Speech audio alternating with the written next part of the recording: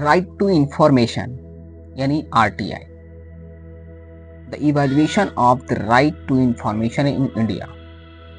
Sweden was the first country to grant the right to information to its citizen in 1776.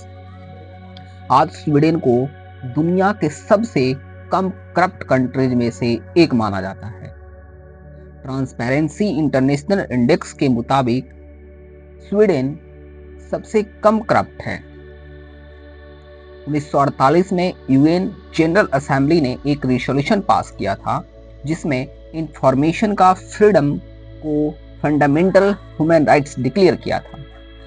उसके बाद कई countries जैसे North America, Europe, Colombia, Peru, South Africa, India, Australia और New Zealand ने RTI law enact किए.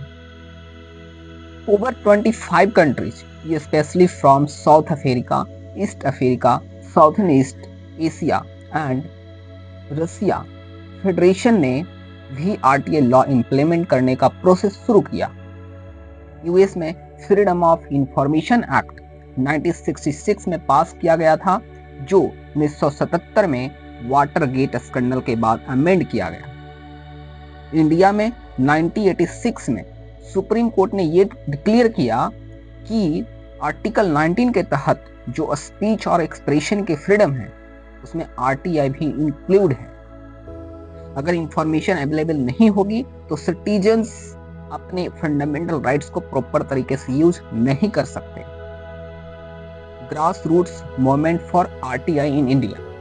India में RTI के लिए पहला ग्रास रूट्स कैंपेन मजदूर किसान शक्ति संगठन MKSS ने राजस्थान में मई 1990 में शुरू किया था जो अरुणा रॉय के लीडरशिप में था. ये मूवमेंट ट्रांसपेरेंसी और गवर्नमेंट अकाउंटेबिलिटी के इंपॉर्टेंस को समझने में काफी इंपॉर्टेंट रोल प्ले करता. 1997 में तमिलनाडु ने इंडिया का पहला आरटीआई लॉ पास किया.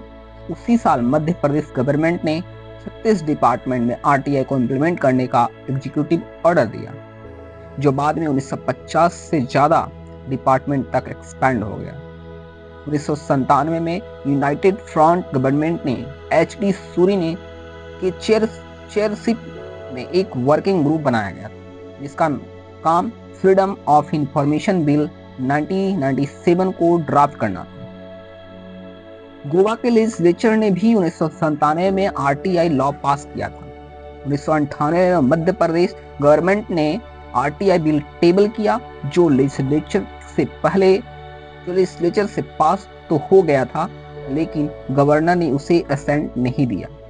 जब एनडीए गवर्नमेंट 1998 में पावर में आई तब प्राइम मिनिस्टर अटल बिहारी वाजपेयी ने प्रॉमिस किया था कि आरटीआई लॉ जल्दी बनेगा. 1999 में union ministry of urban affairs ने ट्रांसपेरेंसी के लिए एक एडमिनिस्ट्रेटिव ऑर्डर पास किया development leading to the RTI act 2005.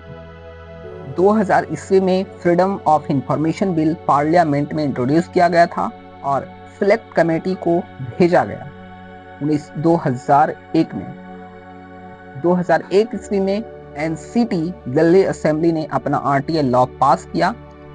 दिसंबर 2002 में फ्रीडम ऑफ इंफॉर्मेशन बिल 2000 को दोनों हाउस ऑफ पार्लियामेंट में पास किया गया. इसने प्रेसिडेंट का एसेट 6 जनवरी 2003 को लिया और ये freedom of information act 2002 act number 5 of 2003 बन गया. 2003 में मध्य प्रदेश और महाराष्ट्र जैसे स्टेट ने अपने आरटीआई लॉ पास किया. 2004 में जब यूपीए गवर्नमेंट पावर में आई तो नेशनल एडवाइजरी काउंसिल का फॉर्मेशन हुआ जिसमें सोनिया गांधी ने लीडरशिप ली थी और इसका मेन एम था गवर्नमेंट स्कीम को मॉनिटर करना और पॉलिसी और लॉ पे एडवाइस देना. 23 दिसंबर 2004 को यूपीए गवर्नमेंट ने आरटीआई बिल 2004 इंट्रोड्यूस किया जो सिर्फ सेंट्रल गवर्नमेंट के लिए एप्लीकेबल था लेकिन सिविल सोसाइटी इसे खुश नहीं थी क्योंकि कॉमन मैन तो ज्यादातर स्टेट गवर्नमेंट से इंफॉर्मेशन चाहिए थी. National campaign for people rights to information NCPRI और दूसरे ऑर्गेनाइजेशन के लॉबी के बाद आरटीआई बिल को रिवाइज किया गया और पास किया गया। RTI act 2005। आरटीआई एक्ट 2005 को अमेंडमेंट के साथ पास किया गया और स्टेट गवर्नमेंट को भी इंक्लूड किया गया। ये बिल लोकसभा में 11 मई 2005 को पास किया गया और राज्यसभा में 12 मई 2005 को। प्रेसिडेंट का एसेस्ट 15 जून 2005 को मिला और ये गैजेट ऑफ इंडिया में 21 जून 2005 को पब्लिश हो गया। आरटीआई एक्ट 2005 12 अक्टूबर 2005 से इंप्लीमेंट किया गया और इसे राइट टू इंफॉर्मेशन एक्ट 2005 के नाम से जाना जाने लगा।